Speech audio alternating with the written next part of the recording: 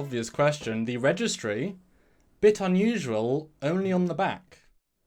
Interesting choice. You know, it was specific choice too, because I had a lot of people on the show being like, no, no, no, no, they always have to go on the front. And I'm like, well, guys, we're doing stuff that nobody's ever done before, and this is a very minor thing.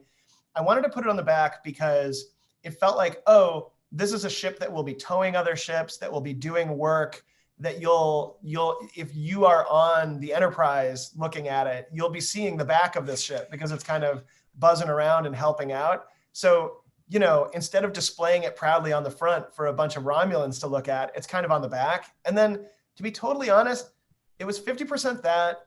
And then to some extent, there was a lot of design cues on the Cerritos that you needed to it's hard in space to tell how big something is, relative to other stuff. So we were constantly doing a balancing act of what feels like Starfleet, what sort of feels like it's not as important as other ships, and moving the registry and the name of the ship to the back of it was a subtle kind of design cue that this isn't the Enterprise. It's not even Voyager. And then just from a comedy point of view, I wanted it to look like a lower back tattoo, like a name of a registry that might peek up from the waistband of somebody's jeans if they're picking something up. And you're like, So much whoa, subtext. what do you got happening back there? Gosh. That's good. A You tramp thought this stamp, through. if you will. Oh, You said it, not me, but yeah, it is a bit of a comedic choice as well. Yeah. Well, one of the most important questions we've been asked, and we still can't figure it out, is where are the shuttle bays or shuttle bay? Because they're not obvious. they conflict in different shots.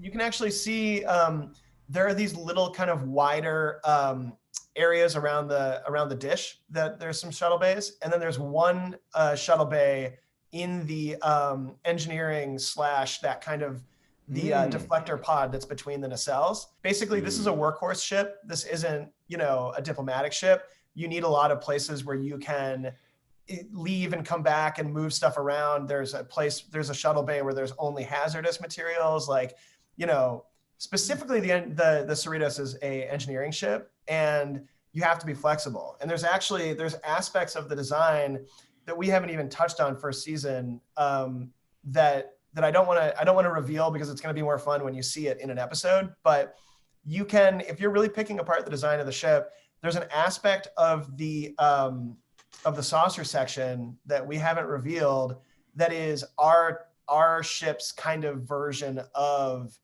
the separating the saucer section or Voyager being able to land, like how every ship has kind of like a specific to its sort of duties ability.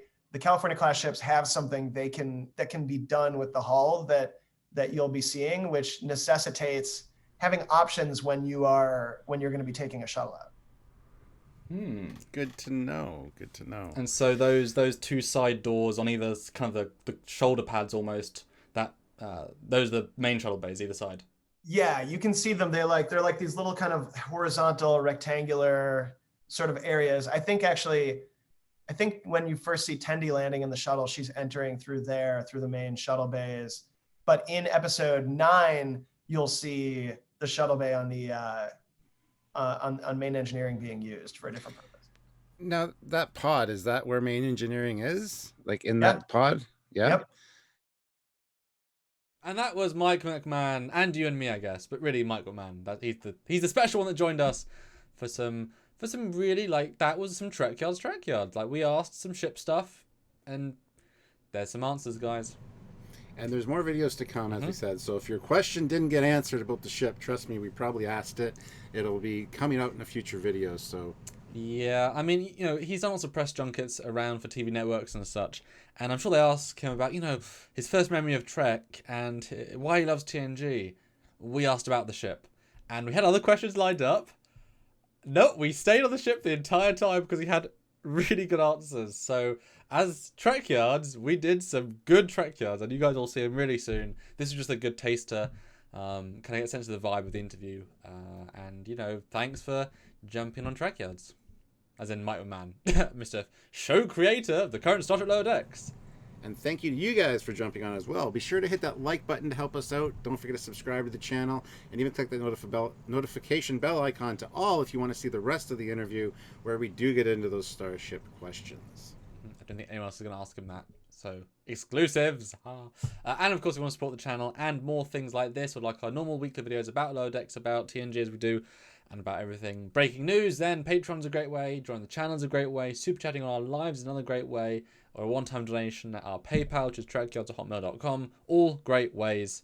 And just join us then in around all the time, because you can even join us from like 4 years ago in a past video, or a present video, or literally a real-time live. Join us in for those.